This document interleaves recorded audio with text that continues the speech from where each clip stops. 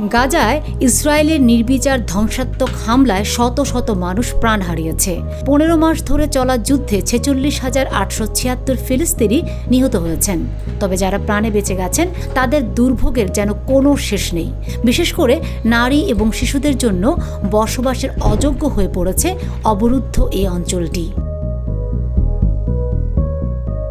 এত হত্যাযজ্ঞের পরও থেমে নেই ইসরায়েল। সাময়িক যুদ্ধবিরতিতে গেলেও দ্বিতীয় দফা যুদ্ধবিরতি কবে কার্যকর হবে সেটা এখনও জানা যায়নি।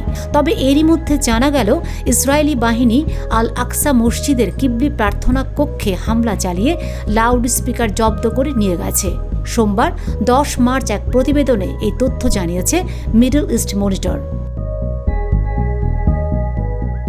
প্রতিবেদনে বলা হয়েছে, পবিত্র রমজান মাসে পশ্চিম তীরের ফিলিস্তিনিদের অধিকৃত জেরুজালেমে প্রবেশ এবং আল আকসা মসজিদে নামাজ পড়তে বাধা দিচ্ছে ইসরায়েল দখলদার বাহিনী। তারা কেবল 40 বছরের বেশি বয়সী ফিলিস্তিনি নারীদের এবং ফিলিস্তিনি পরিচয়পত্রধারীদের শহরে প্রবেশের অনুমতি দিচ্ছে।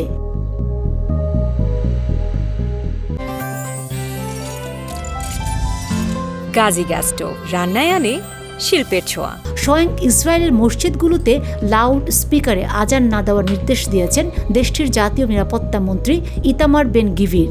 দেশটির গণমাধ্যম চ্যানেল 12 এক প্রতিবেদনে বলেছে, বেন গিভির ইসরায়েল পুলিশকে নির্দেশ দিয়েছেন যাতে মসজিদগুলোতে লাউড স্পিকারের মাধ্যমে আজান সম্প্রচার না করে। আজান দিতে লাউড স্পিকারের সরঞ্জাম ব্যবহার করা হলে তা বাজেয়াপ্ত করা হবে। এমনকি যেসব মসজিদ নির্দেশনা না মেনে স্পিকারে আজান দেবে তাদের জরিমানাও করা হবে। Fatema Shilu, GTV news.